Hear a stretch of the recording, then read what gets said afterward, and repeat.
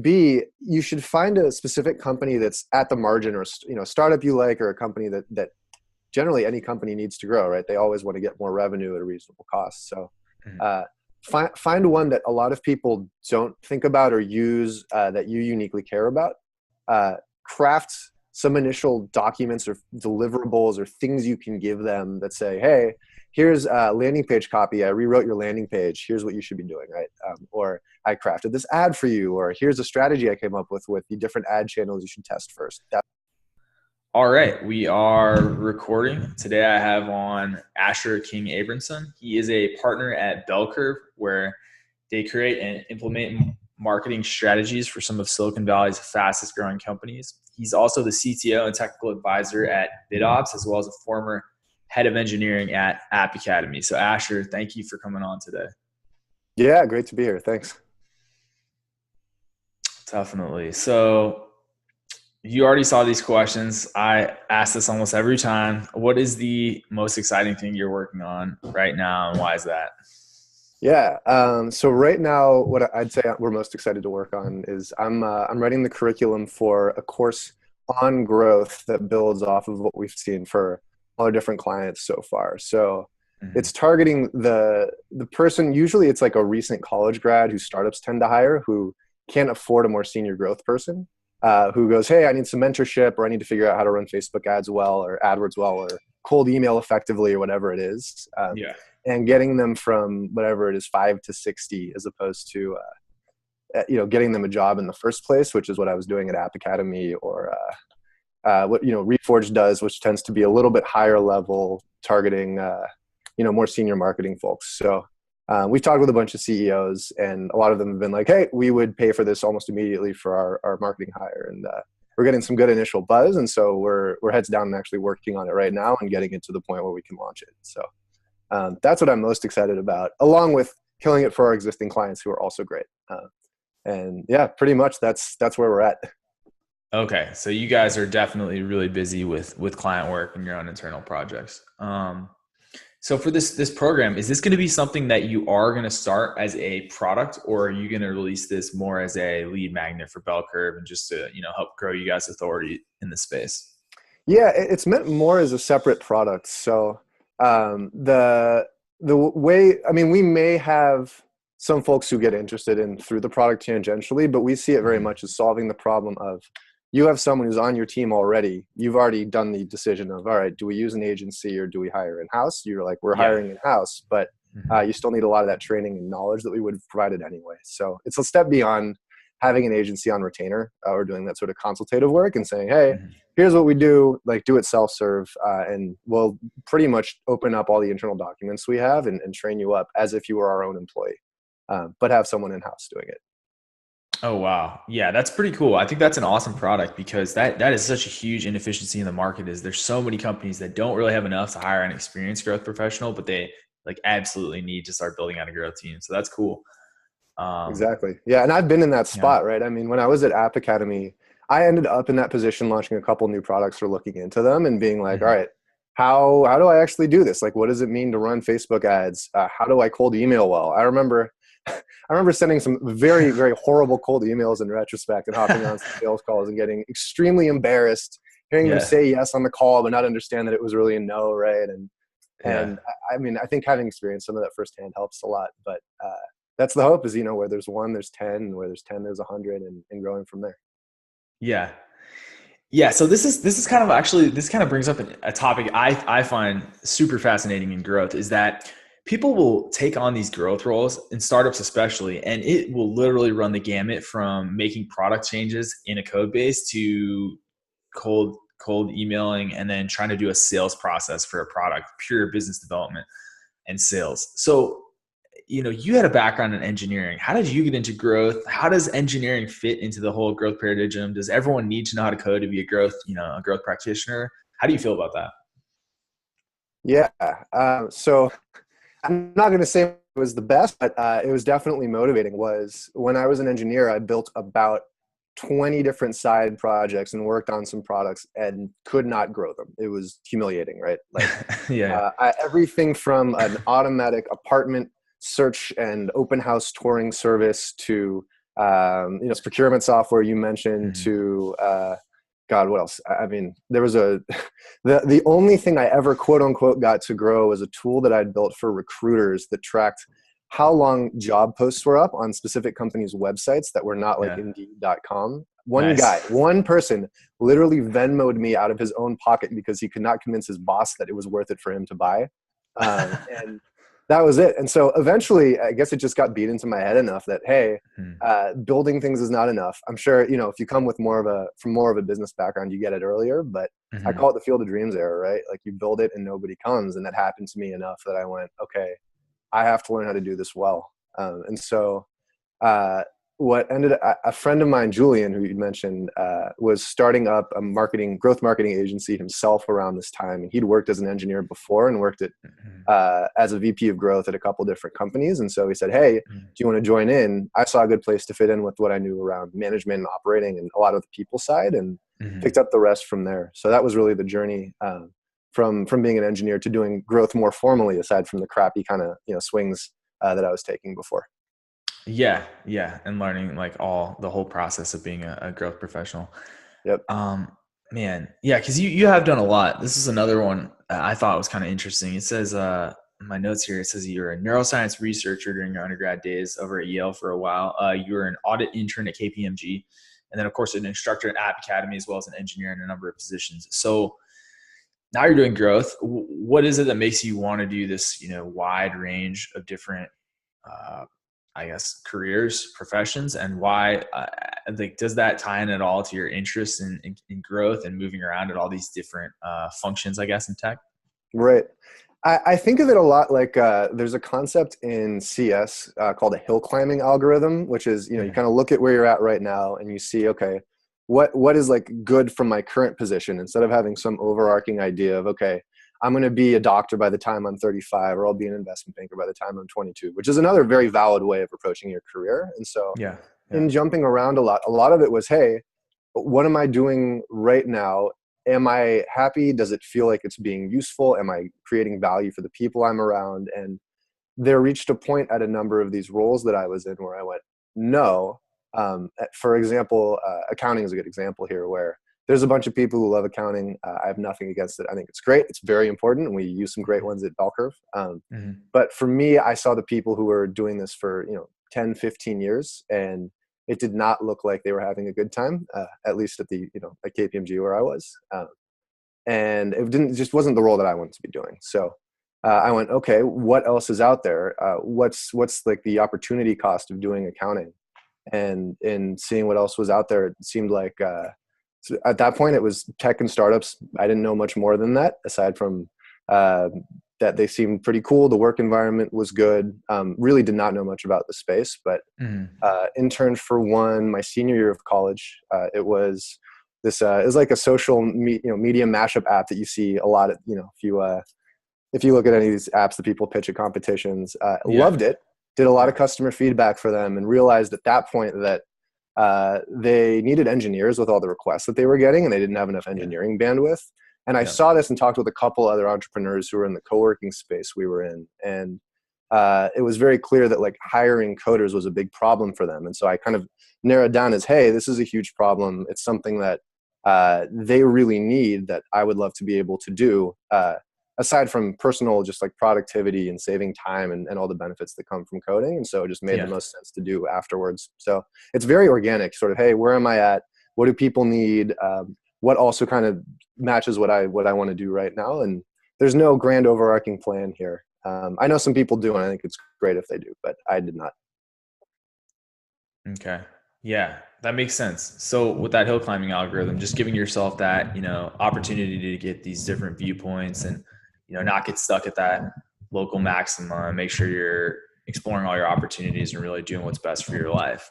It's what it sounds And, like. and to jump in, it's not I don't mean for it to sound too self-serving. I mean, everyone who I've worked with, I've enjoyed working with, and it's not Yeah. at the expense of other people too. I mean, it's really a hill climbing algorithm for many people, right? I think there's a lot of people who talk about career hacking, and who try to sort of make it big for themselves, Yeah. and I've worked with some folks like that, but I think long term it's not really worth it. And so even if you see me jumping jobs, which, some people can be afraid of if they're doing that in a career, I make sure that the relationships are rock solid and that they understand why I'm doing it and that they're set up to do well, even if I've left. So it's just a different approach. Nice. Nice. I like it. So one thing in there that stood out is you said you decided, I want to go into tech, and then you quickly saw there's this demand for coding. How did you just then go from seeing that demand to being a coder? That's a big process. What was that like for you? Yeah, well, so I was looking into a couple ways of doing it. I mean, this was my senior year of college, Okay. and I just remember sitting in on some CS classes that I wasn't in and just like watching the lectures and not getting it. I think I was Googling around. I'd done some stuff on Codecademy at one point. And gosh, I don't remember how I first came across it, but this was just right when boot camps were starting up. Maybe I was reading Okay. VentureBeat or TechCrunch or something.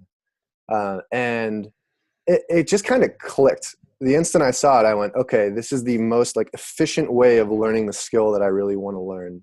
Mm-hmm. It was almost a no-brainer. And then when I came across App Academy, which was just starting up at the time, the addition of, hey, you don't have to pay anything until you get a job, which was and still is their business model. Yeah. As like a broke college grad, I went, hey, this is exactly what I need right now. And so I did everything in my power to start doing that as quickly as possible. So I took the course load that I would have had to do my last quarter of college and jammed it together in the final quarter I was in. So I took, I forget, like 20 units or 6 classes instead of the 3 I was taking to graduate early. That's insane. Had no life outside of like that and a couple other things like training for the Quidditch World Cup, which I know we'll get into later. Yeah. But We'll get into that. yeah, but that was it. I mean, that was my life for a quarter, and then I graduated and shipped up to San Francisco from LA where I was, and that was pretty much the journey. So I just kind of made that the thing I was doing and tried to spend as efficient an amount of time as possible to do it. Wow. That's 6 classes is insane. I mean, unless they're all like 6 different versions of maybe anthropology or something, and Yeah. especially UCLA, that's a hard school too. So was that, did you have any issues? Were you ever close to like having to drop a class or anything like that? So the one class that I was in actually was corporate finance, and it's the only class I ever took where I went from literally having an F to getting an A. So I remember taking the midterm and doing like, I thought okay on it, but apparently the professor disagreed.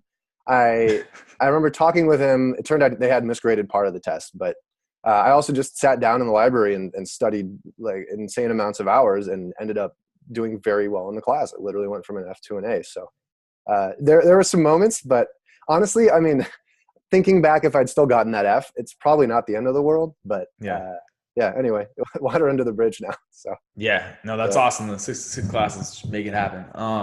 Okay, so you leave UCLA. You decide you're going to go into startups. You see this need for coders, so you ship up to San Francisco. Is that right into App Academy out in San Francisco, or were you doing App Academy in LA, or how did that work? Right. No. So I came up to App Academy in San Francisco just to do App Academy, and so I mean, at that point, they had people sleeping at the office. I mean, they were that early, and people were that devoted. So I came up. This was March of 2013 or so, and I remember literally coming in and being like, all right, I am here. This is what I am doing. I will do whatever it takes here. And I literally swept the floor the first day. They already had an intern who was a peer, but I came in, I was like, hey, I will work for free. I mean, I had nothing else to do anyway. All my friends were still in college. So I remember, taking the wood chips off of the floor the first day. And then also doing some programming, on the side when I had time, but just trying to immerse myself. And so that was how it started. And then, went through it. They hired me on to teach afterward. And we kind of went from there. Worked as an engineer after that. Okay. Yeah, I saw you had a number of roles. It says, I guess, you worked as an instructor, CTO, a bunch of different things. And so it seems like you're pretty set on this engineer career path. You've done a number of jobs. What made you decide to, hook up with Julian to do his growth consultancy? Why is that appealing to you instead of just the pure engineering? Yeah, I guess the way I see it is engineering is very much a means to an end in two major ways, right? So one Mhm. is like building a product and having a product that solves someone's problem. So for the example of the social media mashup app, right? These features have to get built. And the way that they have to get built generally is through an engineer. And so I kind of backed into engineering as that solution. Same thing goes for actually when I was in accounting. There were and neuroscience too. There were a lot of spreadsheets that I just had to like process the data in, right? Take this row, add these two rows together, figure out if a number was right or not, whatever that was. And I was doing a lot of this by hand, right? So being able to programmatically specifically go through Excel sheets was very helpful as well. And I see like Mhm. programming as the solution to the problem of spending too much time going through spreadsheets. So that's how I'd always viewed it. I personally am not one of the people who loves the craft of programming, who wants to dive into the biggest design patterns out there, or who wants to be at the cutting edge of AI on the technical side. I think there's a lot to that. It's just not the path that I took, and so I was much more amenable to more of the business side, saying, "Hey, what problem are we solving? Let's use engineering as one tool to solve that problem, but not make that exclusively my career." And so I think it just sort of philosophically made me more open to growth, especially having built all these projects and done the engineering side and going, hey, I thought I solved this problem. I built the features, but it turns out you actually have to market them and do some product development too. So that was Yeah. the other side of it. Okay. So it sounds like you weren't going into this thinking I'm going to be an engineer for life, just coding for the rest of my life. Yeah, exactly. I never viewed it that way. I viewed it very much as, hey, this solves the problem in the moment, and there's a pattern of, hey, engineering solves a lot of these problems, so I should learn this as a valuable skill. Okay. Yeah, that totally makes sense. So one thing I feel like is so inconsistent in growth is that everyone I talk to says, it's not really important to learn to code. There's no point. Yet there seems to be a lot of anecdotal evidence pointing to the opposite. There's so many people in growth that really got their start from their engineering background and are able to provide more value to their clients, because of their engineering background. So I'm wondering what your take is on that. Do you think it's worth people that are getting into growth to, if they have the luxury of doing it, spending a year, whatever it takes to get up to speed with learning to code? Do you not think it's worth it? Do you have an opinion on that? Yeah, so I think of it the same way as, okay, what kinds of specific problems does engineering solve, right? And Mm-hmm. so, if you run growth and you just need to be building landing pages, right? Or you need to build maybe a few tools, you can probably outsource it if you can afford that, right? I Mm-hmm. mean, if you're super early stage, you will have to do some of that yourself. And so one Mm-hmm. place where engineering comes in handy is just early on, if you can't afford to outsource, you do it yourself. Specifically where I've found it useful, at least on my end, is there are certain ways of targeting specific audiences that you need a knowledge of JavaScript and HTML specifically to target. So one example Mm-hmm. would be we had a client that sold a type of WordPress plugin that was just drastically better than the other competitors. It was a way of Yep. dropping in an email newsletter on your site, right? And Mm-hmm. we figured out how to target just these sites that were using their competitors by looking at the HTML in the site, finding the indications that that plugin was putting into the HTML as like class names, Mm-hmm. and going through just a series of blogs and figuring out who they were, and then identifying who the owners were and reaching out to them, right? And response rates were through the roof. We generated tons and tons of revenue for them over a couple months, and that was directly attributable to like the scraping that we were able to do on that site. And so that level of specificity and knowing exactly what you want to scrape and the research that goes into that, I think the Mm-hmm. engineering background helps with. The same thing goes for data processing. So if we're looking at, I'll get reports sometimes of, hey, how are we doing across these 10 different ad channels? And they're not exactly the format that I want, right? Or if we're generating, I'll get super specific, right? We're generating Yeah. URLs with UTM parameters in them that have to change from ad set to ad set and ad creative to ad creative. Yeah, that's hard to Being look at. Oh yeah, it's hard to look at. That one, even like there are ways of solving the problem of generating those that don't even require code, but you just have to be good with a text editor. But having the engineering background helps with that. Mm-hmm. And so generally working quickly as well and just like accomplishing tasks quickly, I think the engineering background helps with as well. Yeah. Yeah. I definitely, I've always envied people that have like really, really strong background in engineering, because when people talk about being able to whip up their own tools in-house really quickly, like you're talking about a team of 1 to 2 guys, that just seems I mean, pretty cool. If anything, maybe you can just outsource it, but Right. seems cool. Yeah, and just the initial research is easier, I think. I think that's the big thing. You can just the problems that you have in your head that you can solve much faster, and you have to be less specific with the instructions you give if you do that. Yep. Yeah, that's it. Working with people to design exactly what you want is a whole nother challenge. Oh yeah. So let's see. I guess I'm going to stay on the software for a second before we get off that. So, you mentioned I reached out to one of your partners, Julian, who had a very large project, an open source project. I'm wondering if you've had any experience in open source, if you have an opinion on doing open source projects. I talk about it a lot because a lot of developers, especially junior developers, can get good experience there. Do you have any opinion on working on open source projects? Have you done any yourself?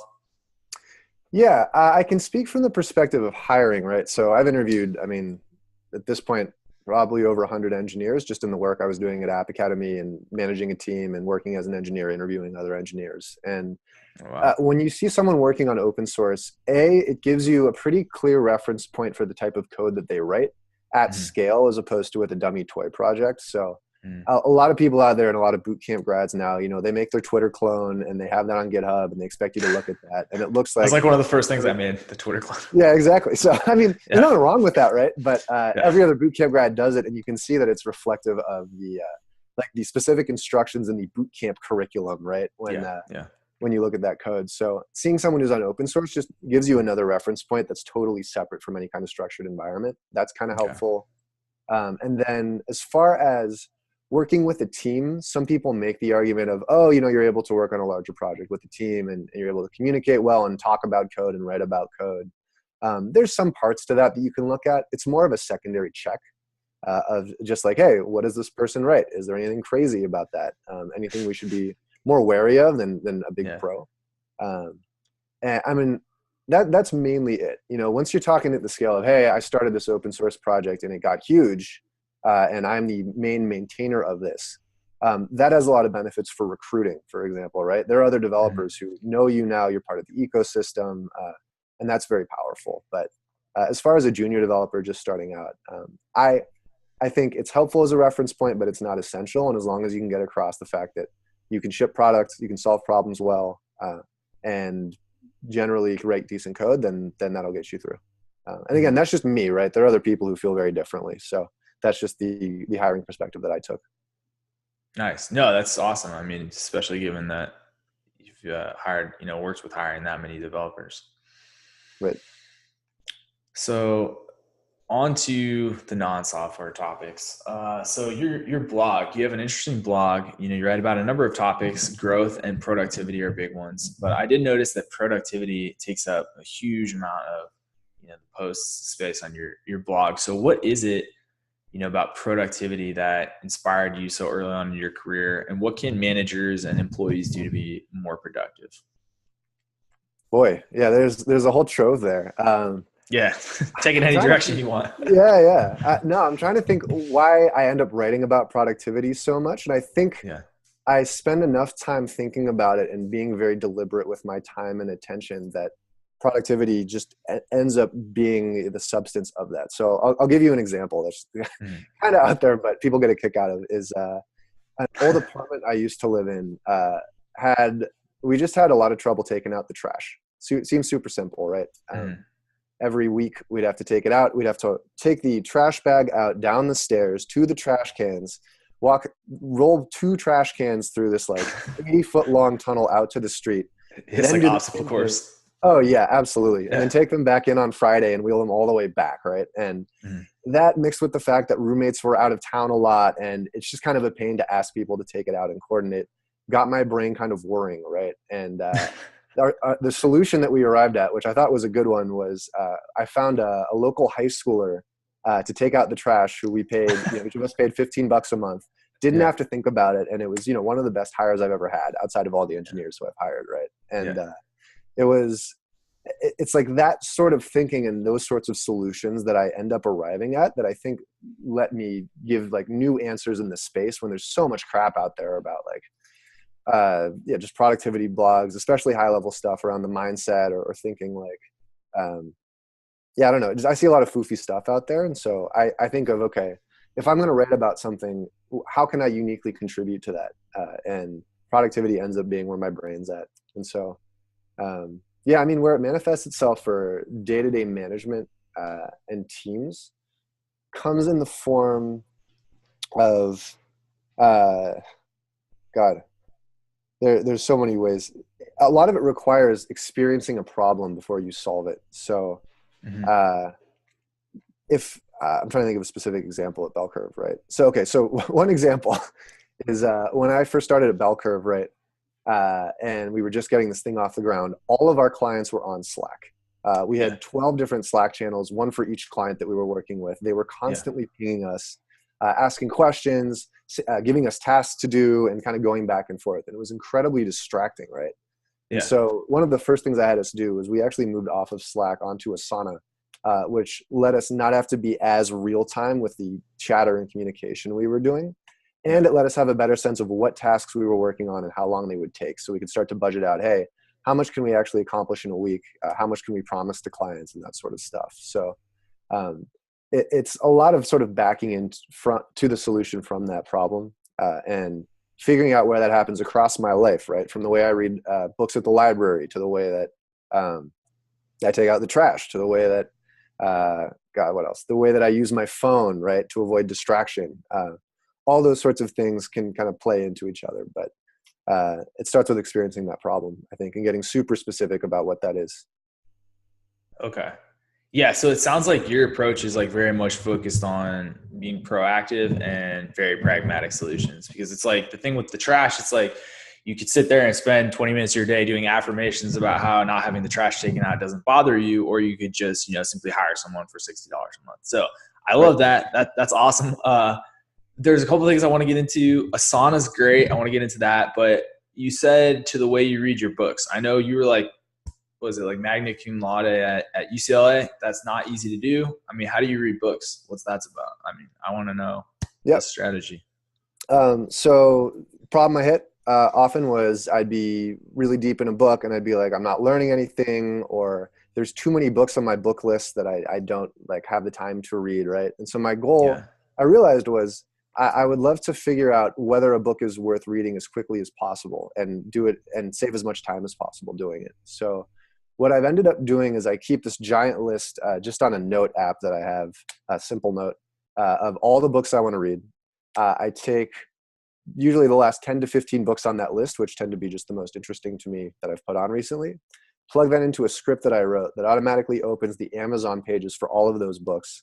I go through the read inside, like click on the read inside section of the Amazon page, look through the table of contents, do what's called an inspectional read, if you're familiar with that, where you look overall at a book, try to get the layout of the book, read usually the appendices, the last chapter, and parts of the intro to see what the book's layout is, and then get a sense of whether the writing style matches with what I want. That usually takes 2 to 3 minutes a book. Once that happens, if it passes my filters, it goes on to the next list of books to actually make sure are in stock at the library. Take all the books on that list, run it through another script, which pops open the library book list in each tab that's on my computer. And then I can go through and place a hold on it or figure out that I actually want to buy it on Amazon or whatever. So it's a way of taking that specific problem of I need to figure out whether I want to read this book as quickly as possible, and then doing that for every book on my list, because there tend to be a lot. So that's man. So this is awesome. So you have this list for the last 15 that it's filtering. Are these filters, once you go through like the appendix or, the table of contents, those filters, are those automated filters, or it strips those out for you and you check them manually? How does that work? I check them manually. So that's one part that I have not figured out how to automate is I need to know, does the writing style match what I read well from, right? Does it cover topics at a sufficient level of detail that I think is useful? Is it relatively grounded in research, if that matters for the book? All those sorts of things. It's kind of something that's qualitative, right? Like, Yeah. do I want to read this book? I'm just reading a few pages of it, right? Yeah. And so that's the extent once I'm actually reading the pages of the book. But I think where I'm saving the most time is in getting from knowing that I want to read it to actually reading a page in the book, Yeah. and doing that efficiently. Yeah. No, that's awesome. Cause yeah, I do the same thing, but then it's like a manual process of going back through my list and then being like, I just like on the Amazon wish list or something. That's Right. awesome. Automating it is awesome, man. That's Yeah. cool. Okay. So yeah, you're definitely serious about not messing around with your time. I love it. Going back to the bell curve aspect of this, Asana. I've experienced this myself working with clients, and then I think I have like 6 Slack channels right now. It's absolutely horrible. I could spend all day going back through Slack channels. Right. So you guys migrated all of your client input into Asana, and then you still have a team Slack channel for bell curve, or how are you guys managing that? Yep, that's exactly right. So internally, we have a team for bell curve. We also Mhm. have we actually have 2 Asana projects. One for the internal team for that client. So one of our clients, for example, let's say Streak, right? This like CRM. So we have Mhm. an internal Asana project that has all the crap that Streak just would not want to hear about. That's Yeah. around, hey, like, is this design ready yet or not? Or Oh yeah. feedback that we have on our own designers' designs and all that sort of stuff that it's just a waste of time for them to know. We keep that contained internally, and then everything that requires their input or review or that they'd want to know about, we have a separate project externally for them. So that's our way of keeping track on a per client basis of what's going on, and it's not too much complexity that we waste a lot of time duplicating work from one Asana project to another or any of that stuff. But separate from that, we also have an internal Slack channel that I check in batches generally. That's awesome. That's awesome. I mean, I know it's so many people have different agencies. Like that's something I would love to see a guide on is how to manage the clients versus, internal communication. Mhm. That's cool. Yeah, I'll sit on that. Maybe our next course will go into that. Yeah, yeah, because that's just it's so hard to deal with, especially if you're not good at setting up those kind of systems. Right. So at Bell Curve, you guys, advertise on your main page, you're a team of engineers and copywriters that basically come in and potentially replace a VP of growth or a head of growth for a startup that maybe can't, get someone who has years of experience or build out their own team. What role do you play for Bell Curve? What type of projects do you, take on versus other projects that other people specialize in? Yeah. So you mean me as a partner level, like partner as opposed to an employee at Bell Curve, or more Bell Curve versus other agencies people might go to? Um, yeah. What's the Yeah, which you question? at Bell Curve. So you as a partner at Bell Curve, what type of role do you play there? Yeah. So mainly for me, what I've been doing is, I guess I'll break it into 4 different prongs. So one is overall client strategy, making sure that we're testing what we think is the highest leverage and most important things to succeed at a high level. So if we Hmm. think, hey, Snapchat ads are what's going to kill it for this client, making sure that we're doing that and that that's like moving forward and that the client understands why we're doing that. Hmm. I'm not usually the one setting up the Snapchat ads, but I'm reviewing them to make sure that they match what I know to convert well from an ad creative, for example. That's one level. So overall client strategy and review. Other prong would be second prong is around setting systems. Hey, we're spending a lot of time on Slack, or we found a client that actually wasn't a good fit because the product was not good, or whatever it is, which does happen sometimes. So figuring out from these problems as they pop up and the fires that happen, backing into the systems and automating things what need to be automated and setting up checklists where there have to be checklists and so forth. That's been a big role of mine as well. Um, Also, let's see, prong 3 I would say is general, just like people management. So I was doing a lot of the early one-on-ones at Bell Curve, making sure people are happy, growing. I was recruiting a good amount, and making sure the team is solid and awesome and inspired and learning and succeeding however they want to succeed. That was a big prong. And then lastly is this growth course and exploring products. So I think most service businesses end up doing some sort of product at some point. So if you look at any agencies out there, a lot of them have their own, clothing brands or e-commerce companies or whatever it is. We're no exception to that at this point. And so for us, where we think we're uniquely good is at teaching. And so actually every partner at Bell Curve used to teach at a coding bootcamp. It just kind of happened to be the case. Oh, wow. And we mixed that with a lot of this early research we were doing into what people want around growth and where the problems are for learning growth. And so managing and owning this growth course has been my primary, last prong, I would say. Not primary because clients still come first, but that's like the last prong that I've been doing is just overseeing this. I was on the leadership team at App Academy and was able to learn a lot from the problems they were hitting there and having a sense of how this sort of thing scales up because I was there from day one. And there's a lot of learnings that can transfer over. So those are the four. Obviously changes day to day. As fires come up, you put them out. And so that's kind of the role that I've ended up playing, but that's really where I land. Okay. Yeah, I didn't realize that. I guess I hadn't seen everyone's background at Bell Curve, that you guys had all been instructors at some point at coding boot camps. That must help a lot with employee onboarding. Yeah, no, it's been great. So yeah, I think compared to onboarding at a bunch of other places, we've been super good. So yeah, happy with that. One thing I find interesting too about marketing agencies, and I kind of look at growth agencies as kind of an outgrowth of what traditional marketing agencies used to do for, smaller companies, software companies, a lot of small SaaS companies. Why do you think it seems to me like in marketing, for some reason, the idea of having a distributed team has not caught on as much as it has maybe in the world of just pure software companies?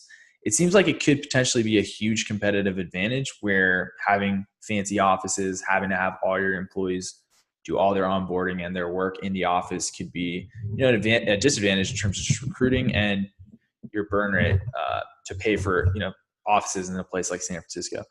Why do you think it is that not many agencies, marketing agencies or growth agencies have distributed teams? Do you think it doesn't work for growth agencies, or what's your opinion?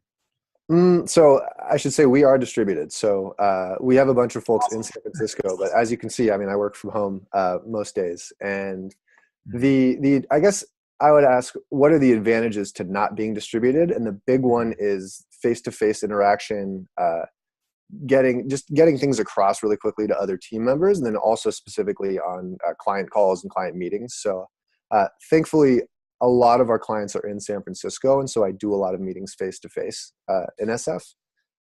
But that gets lost a little bit when you go remote, and so you have to be more explicit in the instructions that you write out, or you have to do some Slack calls. We do team offsites to compensate for that. All the stuff you hear about remote teams, we're doing a lot of that. But to answer your question, I don't know why more aren't doing that. The cost is big. We can hire from other countries.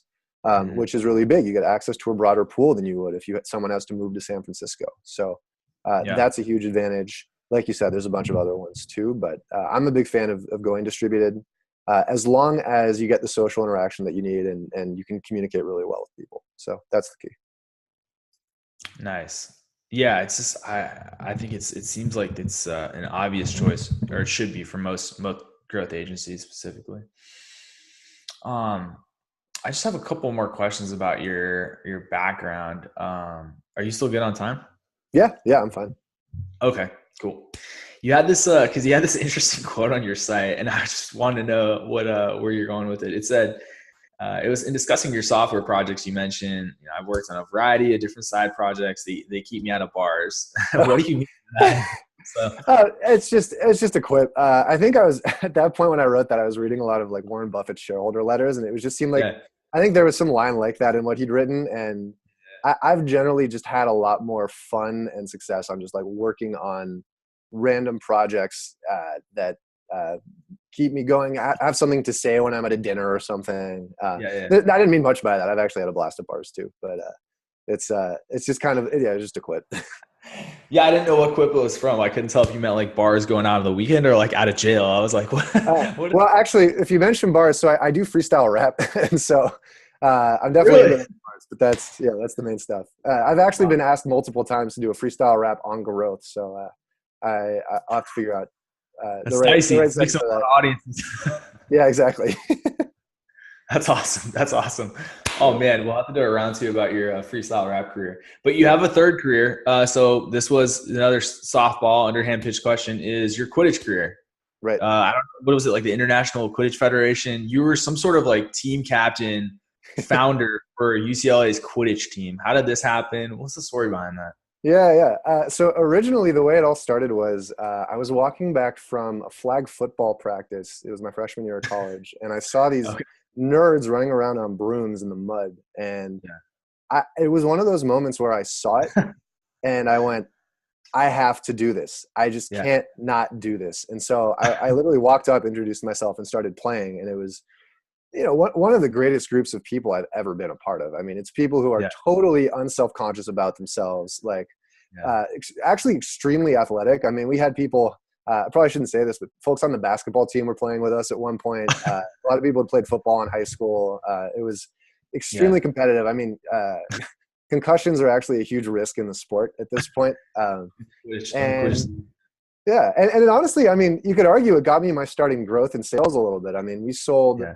$20,000 in T-shirts to fund our way to the World Cup when I was a junior, and a That's lot of that was ridiculous. me standing in the main walkway on campus making horrible jokes, selling T-shirts, right, and having Yeah. athletes model them as they walk by, and Yeah. like doing raps on the spot, that sort of stuff. And so I think you could argue that was a start to a sales career, but. Yeah. Um, I mean, if you want to go in depth on that stuff, there was a grad student who was in the film school who, for a class project, was asked to do like a fake movie trailer for a fake documentary if you were to do a documentary. Okay. And he looked around for some ideas and he went, oh, there's a Quidditch team on campus. I'm going to go follow them for a practice. And Yeah. so he does this like 5-minute teaser trailer for a documentary on Quidditch, About brings it Quidditch. Yeah. back to his class. Hmm. And everyone across the board unanimously is like, dude, you have to drop out of school and make this documentary. And so this guy actually followed us around for a couple years, A followed us couple to the years. World Cup, and a couple years to the World Cup, Yeah. came to every match that we did, and raised, I think it was $25,000 on Kickstarter to get the film professionally done and completed, Yeah. and came up with Mudbloods, which is this movie on international Quidditch. It Yeah. ended up going to a bunch of film festivals. A friend of mine was on a United flight going cross country and said that it was the in-flight like movie that they showed going from Europe to the United States. Weird. Uh, Yeah. and yeah, go super in depth. So if you want to learn more, Mudbloods is a great starting point, and it's a lot of that journey and that ride is in there, Yeah. and some really really bad rap. That was the early part of my rap career, so you can That ignore is those parts. awesome. Wow. That is a colorful start to your freestyle rapper, Quidditch promoter. Nice. I like Yeah. it. That sounds exciting though. Whatever happened to the guy that made this movie? Is he like just What is he disappeared? doing now? That's a great question. I think he was working on some TV show. I know he's still involved in film and TV in some way. I gotta catch up with him. It's been a little while. But yeah, he's great. That sounds like a good undergrad experience. Um, yeah, so I think I just a couple more. So this is kind of like easy one too, but since you have had quite a bit of experience on this field, if other people want to get into growth, what would you recommend they start with in terms of learning? What are there any specific resources, mentors, books, courses, anything like that? Yeah. So to start out with, my partner Julian wrote a huge guide on growth. So if you go to bellcurve.com and just look for the growth guide on the page, that's what I did starting out when I was learning. Then I think if I want to really get into the field and work in growth for a company, you can find an agency like Bell Curve. We're always hiring, always open to talking with people. B, you should find a specific company that's at the margin, or startup you like, or a company that generally any company needs to grow, right? They always want to get more revenue at a reasonable cost. So find one that a lot of people don't think about or use that you uniquely care about. Craft some initial documents or deliverables or things you can give them that say, hey, here's a landing page copy. I rewrote your landing page. Here's what you should be doing, right? Or I crafted this ad for you, or here's a strategy I came up with the different ad channels you should test first, that sort of stuff. Email don't you could submit a resume, but I would even just go on LinkedIn, try to figure out who the person is who's currently in charge of growth. Say, hey, love your site. Don't be overbearing about it, but say, I came up with these things if you think they might be useful, and would love to talk more. I love you guys because X, Y, and Z. So Hmm. if I were doing it over that, that's how I would start doing it, and getting into growth. Yep. Nice. Nice. Yeah, that's awesome.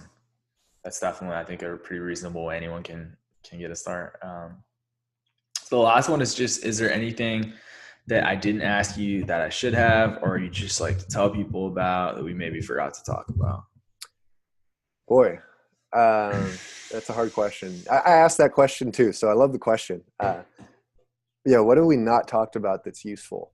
So I guess when you talk with people who come to open source, right? What do they want to hear about most? What do they care about? Um, Sorry, I guess I Yeah, got a dog going in the yeah, background now. yeah. He's I putting would, in. I would, I would say the biggest one is just, what they can actually do now without having to go out and spend a ton of money. For most people, the biggest thing is they don't want to have to spend a bunch of money or travel and spend, months doing something. I think the biggest thing is just getting that feedback. So like, what's something people can do where they can get a quick feedback cycle where it's like, if they've learned something, actually take the action, they will get feedback on it at least, because people don't want to have to go on blind faith for months. So like, if someone wants to get into growth, what would you say is like the quickest thing they can do to get that feedback? I mean, I Yep. liked your suggestion initially to like do the outreach. Is there anything else? Yeah, I think I could get more specific about it actually. And so if you find these people on LinkedIn, so let's say you want to target a head of growth at Airbnb, right? That's something that's very easily LinkedInable. You can Google head of growth Airbnb site LinkedIn.com. That gets you past the problem on LinkedIn where if you're not connected within 1 or 2 degrees of separation, that you can't actually see their profile sometimes. So do that. You can find them through Google that way. Then once you get to the LinkedIn page, there's a couple tools you can use to actually find their email, which is a common sticking point for people. So for example, there's a tool called Contact Out you can look up. They have a magic way of taking LinkedIn profiles and turning them just into the emails behind the profile. Mm-hmm. That's one really good way of doing it. Clearbit, if you have heard of Clearbit, is another great way of finding business emails. They have 100 free ones. So if you're on a budget, you can just download the Chrome extension and use it for 100 emails. That's enough for initial job outreach anyway. That's a big sticking point. And then I think from there you can get up and going. I mean, there's the copy that you use to write the email. So you might Google, getting a first job templates online. There was one I saw that Ramit Sethi had that was pretty good. You Mm-hmm. can email me. I'll send you a template. That's fine. We get emails like this all the time, so I can show you the good Mm-hmm. ones.